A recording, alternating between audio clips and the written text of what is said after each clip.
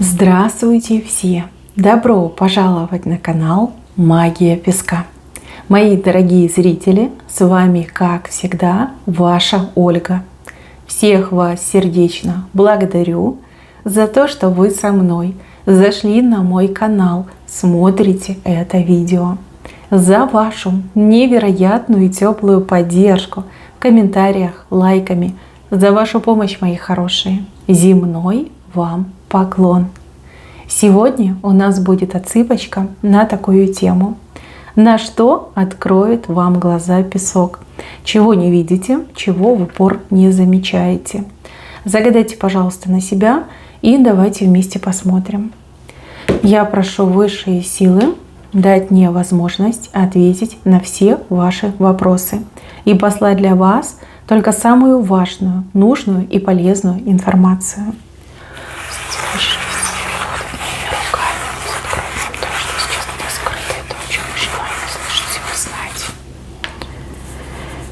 Так, отсыпочка вышла, мои хорошие. Отсыпка общая, пожалуйста, об этом не забывайте. Чужого не берите, но и свое не пропускайте. Начать я хочу с человека, который вас любит. Это либо тайный поклонник, либо тайная поклонница, если смотрит меня мужчина. Любовь — это давнишнее, это не новое чувство. Вижу, что человек томится любовью к вам, но это неразделенное чувство. Здесь показано, что вы давно общаетесь и достаточно плотно общаетесь, часто общаетесь, и все время думаете об этом человеке, что о, хороший парень, да, либо хороший мужчина, замечательная женщина, но при этом вам и в голову не приходит, что человек вас любит, а человек вам уже и намекал, и всегда старается быть рядом, и какие-то разговоры с вами ведет, и опять же себя всегда предлагает вот в помощнике, в защитнике, да, вот я рядом, вот смотри, я всегда готов, либо я всегда готова. И вы все время думаете, ой, какой хороший человек, как мне повезло, да, что у меня такой хороший знакомый, либо знакомая. А на самом деле человек вас любит давно, по-настоящему, крепко-крепко, сильно-сильно. Знаете, как боится признаться, либо открыться, чтобы вас не напугать, либо чтобы вы, грубо говоря, не отвергли. Да? Может быть, у вас такой характер, что вы можете там грубо ответить, либо посмеяться, там, как за шутку принять. И вот человек этого боится, поэтому не признается. Присмотритесь, пожалуйста, мои хорошие девушки, мужчины.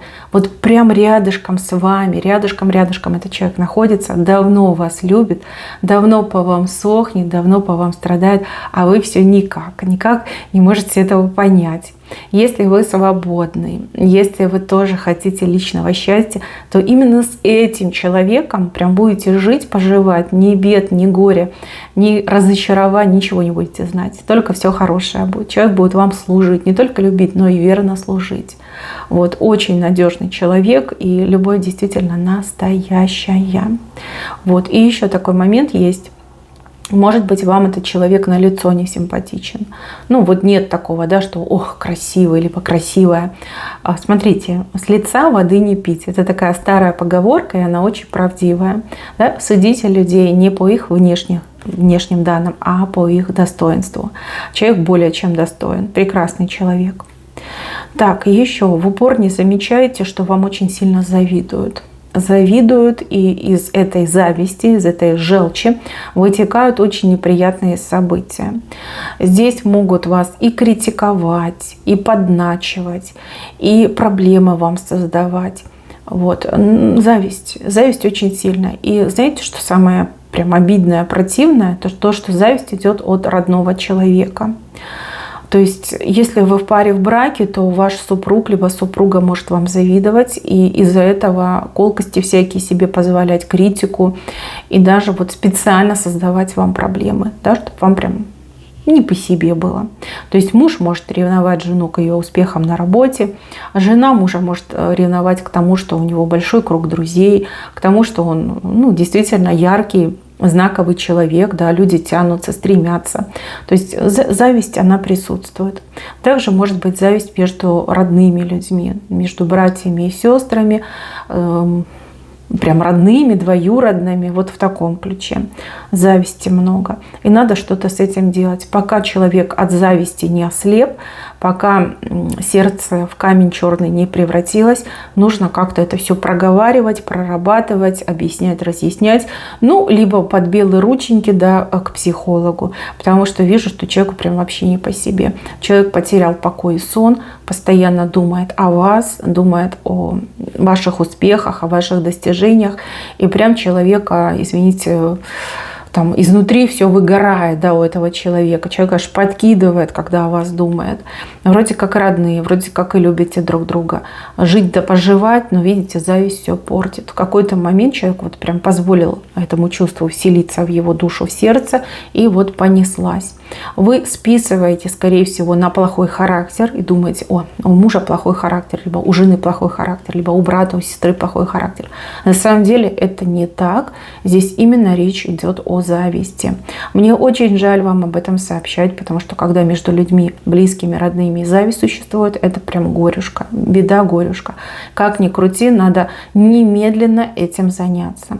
Кому это предсказание подходит, я думаю, вы сами замечали, что что-то не так. Да? Вот постоянная гадость идет, колкости, предъявы, обвинения, высмеивание, знаете, потрунивание всякое идет. Вот. И вы думали: плохой характер. Нет, это не плохой характер. Это именно зависть от родного человека. Вот. Надо с этим бороться, обязательно нужно бороться. И либо все вот сесть, проговорить, ну, объяснить, да, что не все так празднично и ярко, как это ты представляешь, видишь. Либо нельзя завидовать, да, мы ведь одна семья, мы ведь родные, мы ведь любящие друг друга люди. Как-то надо это все-таки переламывать, разламывать и избавляться от этого. Зависть очень плохое чувство. Еще вижу, что вы не замечаете каких-то своих уникальных способностей, назовем это так. Что-то вы такое умеете, что не умеют делать другие. Вы этому не придаете значения, считаете, что это данность, что это нормально. Ну, типа, все так могут. На самом деле нет, только вы можете. Это может быть связано и с вашей работой, и с вашей повседневкой. Да, вот что-то такое вы умеете, что не умеют другие, но вы не придаете этому значения. А здесь показано, что вы на этом можете и заработать очень хорошо, и прославиться, и в корне поменять свою жизнь. Да? Может быть, вы очень талантливо шьете одежду, либо вы очень талантливо рисуете. Может быть, вы считаете в уме очень быстро и правильно. Да? Вы все разные. Может быть, у вас склонность есть к иностранным языкам. Да? Вы легко на слух воспринимаете, запоминаете. Может быть, вы умеете прогнозировать, предсказывать. Да?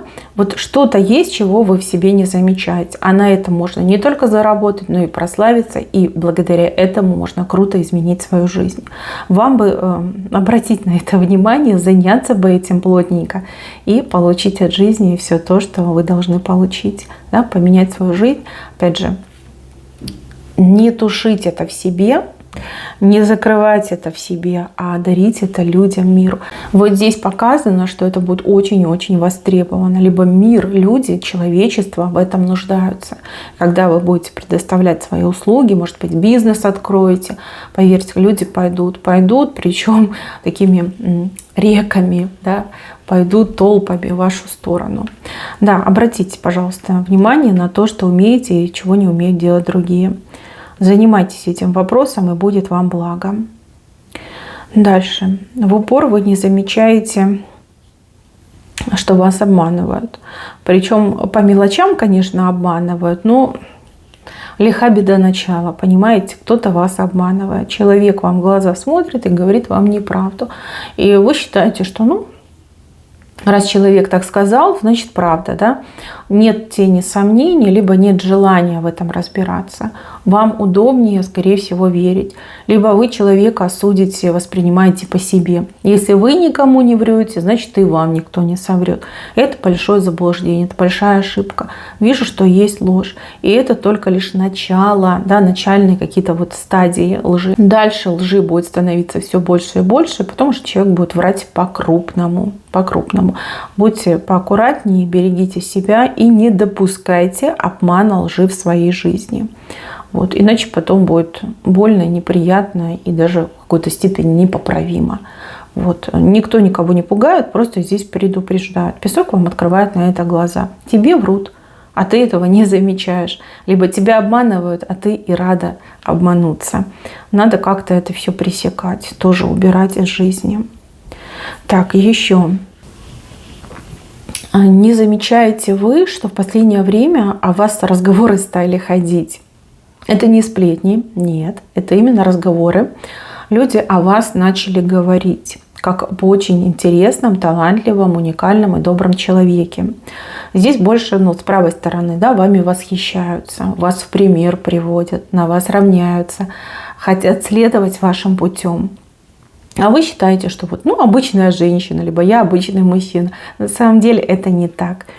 Здесь именно показано, что о вас легенды ходят, да, вы легендарный человек. В своих кругах, конечно. Хотя кто вас знает, кто вы, мои зрители. Может быть, вы и звезды мирового масштаба. Если вы поинтересуетесь, если прислушаетесь, то очень-очень много интересного о себе услышите. В хороших тонах, в светлых тонах.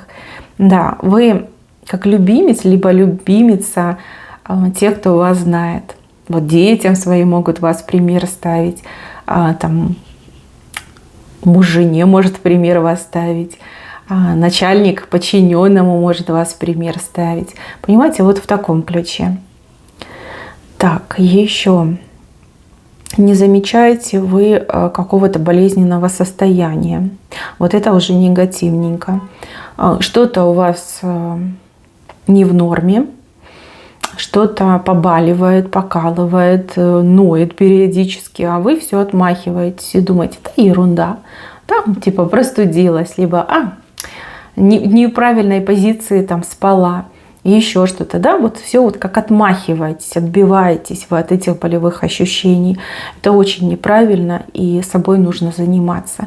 Понимаете, когда заболевание в начальной стадии, то его можно очень легко купировать, да, и избавиться от него, не допустить. А когда болезнь уже прогрессирует, это сложно, это тяжело. А если еще и в хронику переходит, там уже, знаете, редко что можно поделать. Пожалуйста, займитесь собой, займитесь своим состоянием через «не могу», через «не хочу», через «денег нет». Все равно идите к специалистам, узнавайте, что с вами происходит, и, конечно же, лечитесь. Обязательно лечитесь. Но по-другому не может быть. По-другому это неправильно. Нельзя на себя махнуть, нельзя на себя забить. Вы понимаете, вы у себя одна, да, а здоровье вещь хрупкая. Потеряешь, потом не найдешь, либо не купишь. Собой нужно заниматься. Так, еще. Не замечаете вы у того, кто с вами рядом, проблемы есть, либо большие проблемы есть. А человек мастерски выходит, да, из разговора о том, что у него в жизни происходит, либо что происходит в делах. У человека большие проблемы, человеку стыдно вам признаться в этих проблемах. Человек надевает маску такого весельчака, человека, который все под контролем, да, все держу в своих руках, штурвал крепко держу. На самом деле у человека серьезные проблемы. Человек, скорее всего, в своих проблемах запутался, и стыдно в этом признаться.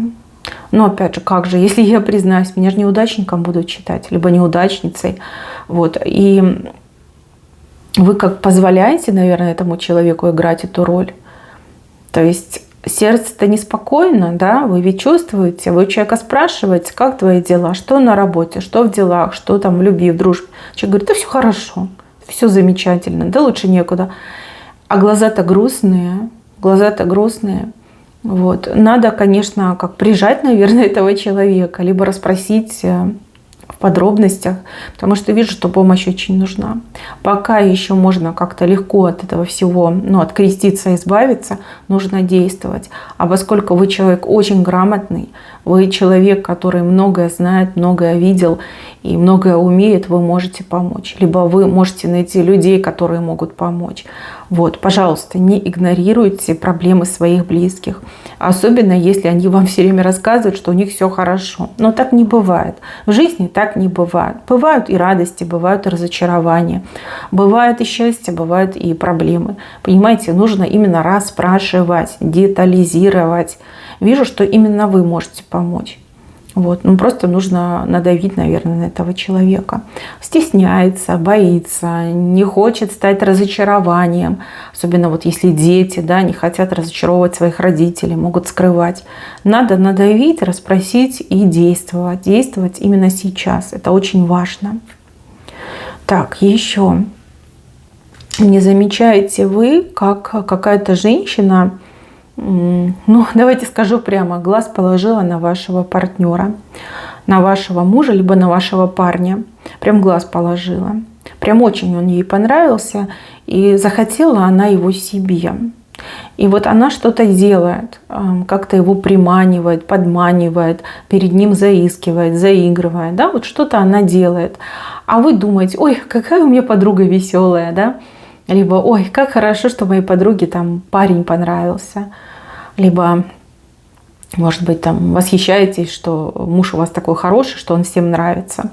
Девушки, так нельзя, мои хорошие женщины, так нельзя. Понимаете, во-первых, вы и подругу можете потерять. Хотя, если так, то какая она вам подруга. Во-вторых, могут быть действительно проблемы в личном.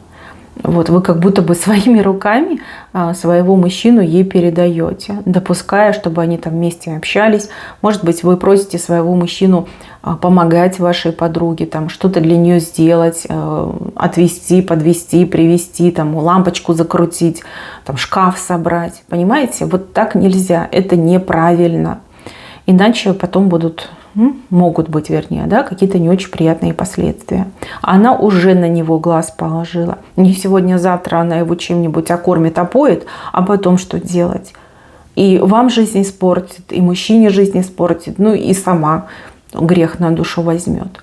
Вот, не надо. И да, бросьте вы эту привычку хвалить своих близких перед другими. Это неправильно. Опять же, зависть может возникать. Либо вот это желание, что ой, я тоже так хочу, я тоже такого мужчину хочу.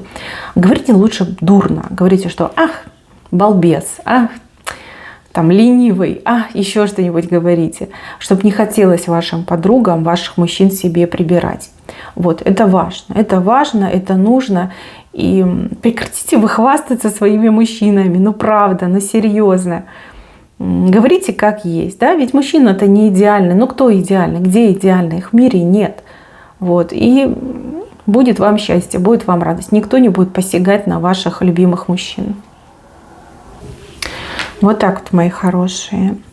Так, еще чьих-то соседей показали. Соседи по лестничной клетке, может быть, по придомовой территории. Ну, какие-то соседи ваши. На что-то ваше зарятся, давайте так скажем, что-то ваше хотят себе. Ну, если это частный сектор, может быть, что-то приглядели на вашем участке, думают, как-нибудь оп, и прихватизируем. Если по лестничной клетке, тоже могут, да, может быть, вы храните вещи на лестничной клетке, либо в тамбуре храните. Вот что-то ваше хотят забрать. Будьте поаккуратнее, берегите свои вещи. И вообще, мне не нравятся ваши соседи. Они какие-то странные, очень желчные люди, очень жадные, какие-то суперэкономные. И вот прям на чужое все время тянет. Такие могут и украсть, и испортить. Вот знаете, как назло, нагадить. Вот возьму там коврик испорчу, либо дверь поцарапаю. Может быть, даже машину там колеса проткну, да, вот какие-то прям совсем желчные, на всех, на весь мир обиженные, какие-то странные люди, что-то прям с соседями вам не повезло. Ну вот кто-то из ваших соседей, вот мне показывают таких людей. Так, еще. Как будто бы вы ходите по возможностям, но их не видите, потому что они у вас под ногами. Вот, знаете, стоите по сторонам, смотрите вправо, влево, вперед, вверх, а под ноги не смотрите. Под ногами у вас очень много возможностей. Возможности, которые вы почему-то не замечаете, а следовало бы. хорошие возможности под ногами лежат. То ли вам кто-то недавно что-то говорил, то ли предлагал, то ли вы сами на какую-то информацию наткнулись и просто не придали этому значения. Очень хорошие возможности лежат у вас прямо под ногами. Под ногами. Вы по ним ходите и не замечаете. И еще один момент связан с какими-то старыми поломанными вещами. Что-то вы у себя храните дома, либо на даче. Какие-то вещи присутствуют, которыми никто не пользуется, но которыми, в принципе, возможно, уже нельзя пользоваться. А вы все храните. То ли лень вам их выкинуть, то ли как рука не поднимается, да, дороги как память. Мои хорошие, эти вещи, они как будто бы замораживают все вокруг. Вот вы ими не пользуетесь, либо они поломаны, они как время останавливают. Вот вы ждете перемен, вы хотите перемен, вы хотите, чтобы все лучше в вашей жизни было, а эти вещи этому не дают произойти, просто не позволяют. Своей вот этой застарелой, поломанной энергетикой они все вам портят. Если хотите перемен, если хотите, чтобы жизнь ваша улучшалась, не храните старые вещи, хлам не храните у себя в доме. Пожалуйста, все почистите. Не пользуйтесь, выкидывайте. Жалко выкинуть, ну продайте, либо кому-то отдайте, но не храните. Вот вижу, что много проблем из-за этого. Вот застой. У вас в жизни застой из-за того, что много хлама, из-за того, что много старых поломанных вещей, которыми вы не пользуетесь. Вот. И нужно, конечно, с этим что-то делать. Обязательно нужно делать как можно скорее. Так, мои хорошие, на этом все. Берегите себя. Всем спасибо за внимание. Всем пока-пока.